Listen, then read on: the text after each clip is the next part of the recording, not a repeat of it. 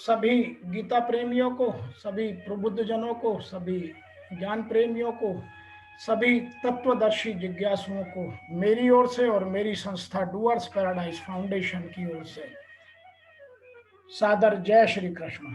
आज हम वर्तमान युग में आध्यात्मिक चिंतन की श्रृंखला के तहत गीता के तृतीय अध्याय के श्लोक संख्या 18वें की व्याख्या करेंगे।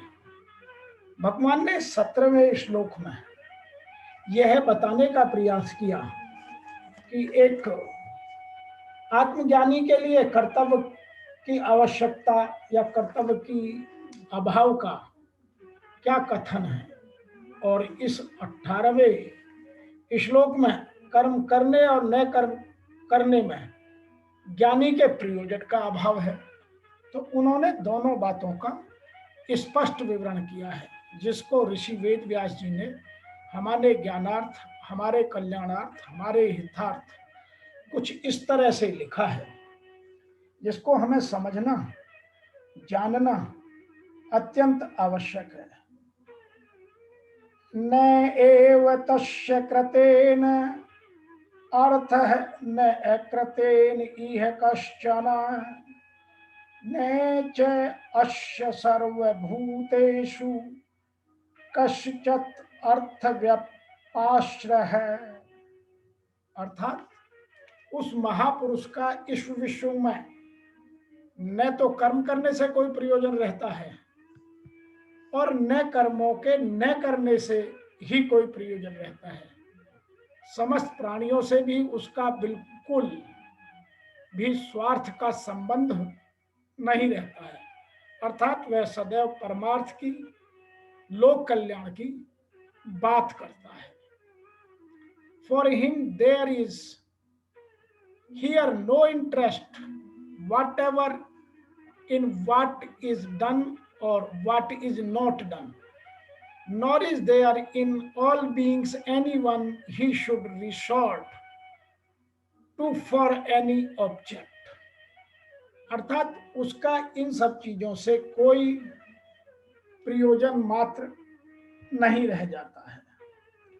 इस संसार में उस पुरुष का कर्म किए जाने से कोई लाभ नहीं और न छोड़ देने से उसे कोई हानि, जबकि पहले आवश्यक था कि उसका संपूर्ण प्राणियों में कोई स्वार्थ संबंध नहीं रह जाता है। आत्मा ही तो शाश्वत, सनातन, अव्यक्त, अपरिवर्तनशील और अक्षय है। जब उसी को पा लिया, उसी से संतुष्ट, उसी से तृप्त, उसी में ओतप्रोत और स्थित है, तो आगे कोई सत्ता ही नहीं। किसको खोजें, फिर बचा कौन, क्या मिलेगा, आगे की आध्यात्मिक यात्रा किसके लिए। उस पुरुष के लिए कर्म छोड़ देने से कोई हानि नहीं होती, क्योंकि विकार जिस पर अंकित होते हैं वह चित्त ही नहीं रहा।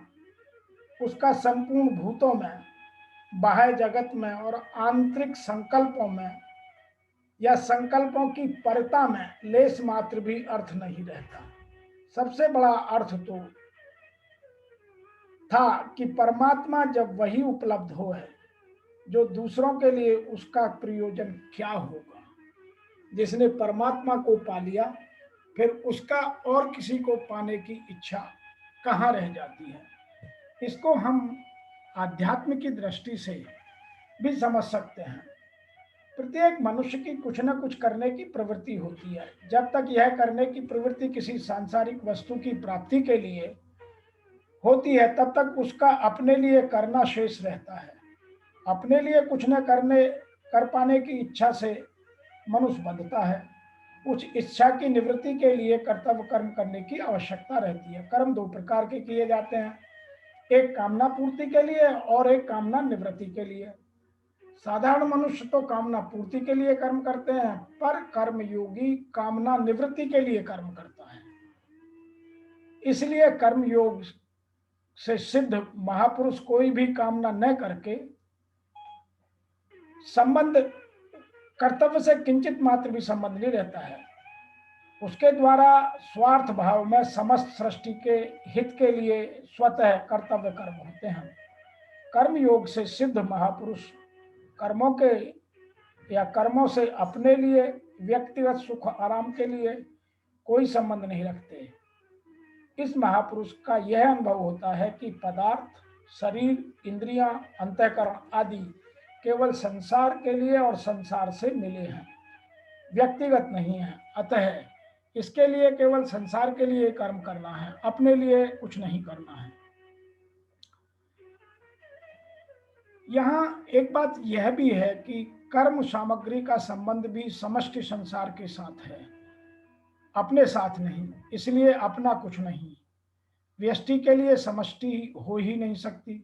मनुष्य की यही गलती होती है कि वह समष्टि का उपयोग करना चाहता है, इसी से अशांति होती है। अगर वह शरीर, इंद्रियां, मन, बुद्धि, पदार्थ आदि समष्टि के लिए उपयोग करे तो उसे महान शांति प्राप्त हो जाती है। योग से सिद्ध महापुरुष यही विशेषता रहती है कि उसके कहलाने वाले शरीर, इंद्रियां, मन, बुद्धि, पदार्थ आदि का उपयोग मात्र संसार के लिए होता है, अपने लिए नहीं। नाना कृते नेह कश्चन, जो मनुष्य शरीर, इंद्रियां, मन, बुद्धि आदि से अपना संबंध मानता है और आलस्य, प्रमाद आदि में रुचि रखता है, वह कर्मों को नहीं करना चाहता, क्योंकि उसका प्रयोजन प्रमाद, आलस्य और आराम आदि से उत्पन्न हुए तामस सुख से होता है। परंतु यह महापुरुष जो सात्विक सुख के से भी ऊंचा उठ चुका है, जिसने अपने तमोगुणों को, रजोगुणों को सतोगुणों में बदल दिया है, वह इन चीजों से मुक्त हो गया है। प्रायः साधक कर्मों के न करने को महत्व देते हैं। वे कर्मों से उपरत होकर समाधि में स्थित होना चाहते हैं, जिससे कोई भी चिंतन बाकी न रहे। यह बात श्रेष्ठ और लाभप्रद तो है, पर सिद्धांत नहीं है। यद्यपि प्रवृत्ति की अपेक्षा निवृत्ति, प्रवृत्ति मीन्स करना और निवृत्ति का अर्थ है न करना, श्रेष्ठ है, तथापि यह तत्व नहीं है। प्रवृत्ति करना और निवृत्ति न करना दोनों ही प्रकृति के राज्य में है। निर्विकल्प समाधि तक सब प्रकृति का राज्य है, क्योंकि निर्विकल्प समाधि से भी व्युत्थान होता है। क्रिया मात्र प्रकृति में होती हैं। प्रकृषेण करणम इति प्रकृति, और क्रिया किए हुए बिना व्युत्थान का होना संभव हो नहीं सकता। इसलिए चलने, बोलने, देखने, सुनने आदि की तरह सोना, बैठना, खड़ा होना, मौन रखना, मूर्छित होना, समाधिस्थ होना, ये सभी क्रियाएं हैं। वास्तविक तत्व चेतन स्वरूप की प्रवृत्ति और निवृत्ति दोनों ही नहीं है। वह प्रवृत्ति और निवृत्ति दोनों में निर्लिप्त आवश्यक है। अतः उसको समझना, उसको जानना हमारे लिए बहुत आवश्यक है। शरीर से तादात्म होने से ही शरीर को लेकर करना और न करना, ये दो विभाग अर्थात मन में द्वंद्व रहता है। वास्तव में करना और न करना दोनों एक ही जाति हैं। शरीर से संबंध रखकर न करना, पर वास्तव में करना है। जैसे गच्छति जाता है, क्रिया है, ऐसे ही तिष्ठति खड़ा है, क्रिया है। यद्यपि स्थूल दृष्टि से गच्छति भी क्रिया दिखाई देती है और तिष्ठति क्रिया दिखाई नहीं देती, तथापि सूक्ष्म दृष्टि से देखें तो शरीर जाने की क्रिया और उसी में खड़े रहने की क्रियाएं हैं, अर्थात दोनों में कर्म है। इसी प्रकार किसी काम को करना न करना दोनों ही क्रियाएं हैं।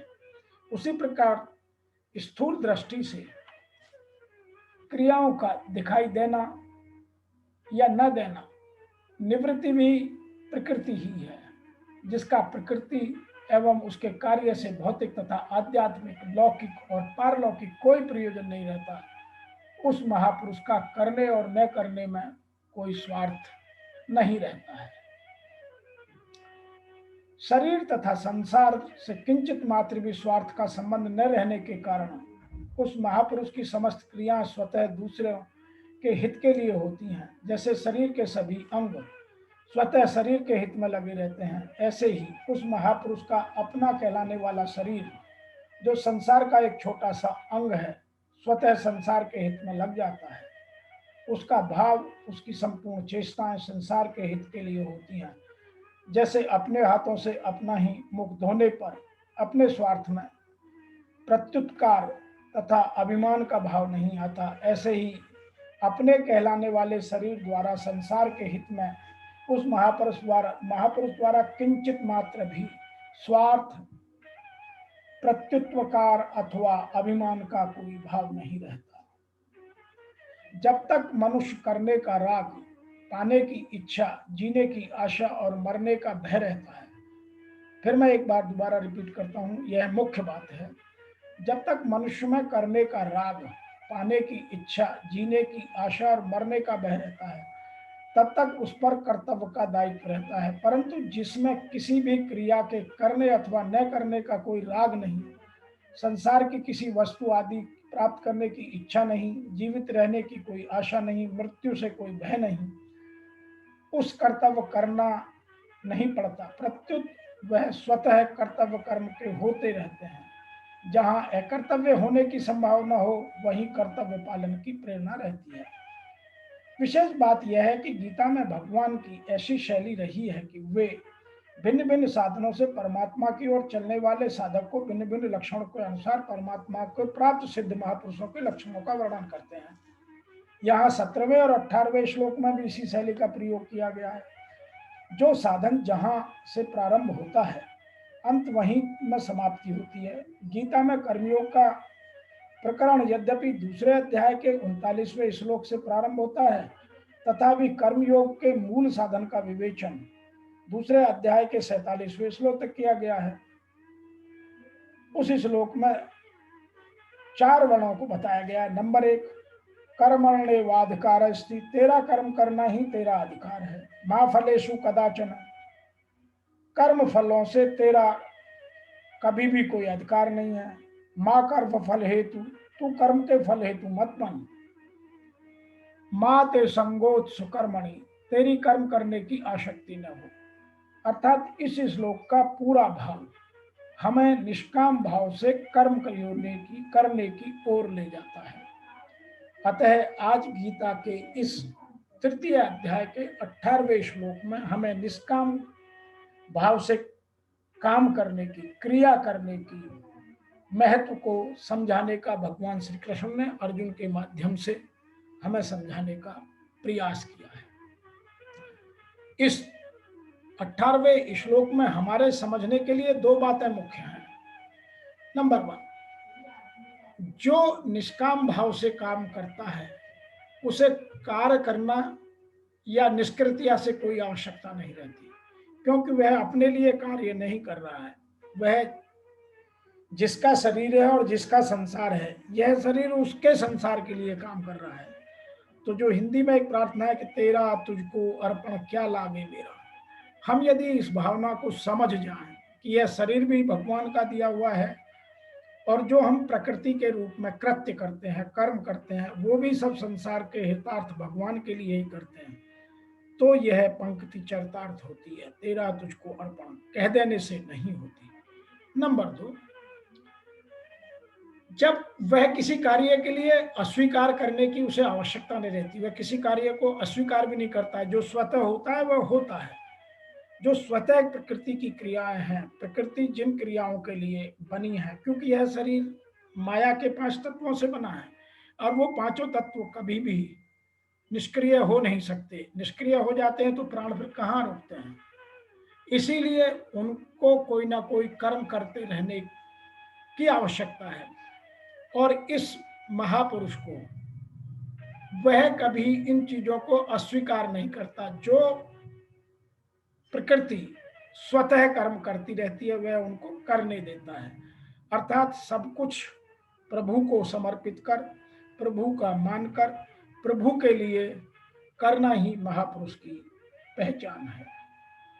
अतः हमें यह बात समझकर अपने जीवन के उद्धार का रास्ता और सरल, सुगम और उत्तम बनाना चाहिए, ताकि आत्मा परमात्मा का और परमात्मा आत्मा का अंश हो जाए, दोनों के बीच कोई भेद न रहे। अभी क्या हम करते हैं कि आत्मा अलग मानते हैं, क्योंकि आत्मा हम इस शरीर के साथ मान लेते हैं, जबकि शरीर ही अलग है और शरीर अलग है। जबकि शरीर ही का सीधा संबंध परमात्मा से है, शरीर से नहीं है। वह शरीर में आती है और चली जाती है। हमें इस शरीर को भगवान ने जो हमारे पुराने कर्मों के प्रारब्ध हैं या संचित कर्म हैं या संचित पुण्य है या पाप है, उनके भोगों के लिए भेजा है। यदि हम यह समझकर काम करें तो हमें आत्मा और परमात्मा के बीच कोई दूरी नहीं रह जाएगी। आत्मा परमात्मा, परमात्मा आत्मा दिखाई देने लगेगी और हमें परमात्मा से मिलन का रास्ता सुगमता से मिल सकता है। आज के इस 18वें श्लोक की व्याख्या में इतना ही। फिर आपसे शीघ्र मिलते हैं आगे के श्लोकों की व्याख्या लेकर। तब तक के लिए आपको मेरी ओर से और मेरी संस्था डूअर्स पैराडाइज फाउंडेशन की ओर से ओम नमो भगवते वासुदेवाय नमः।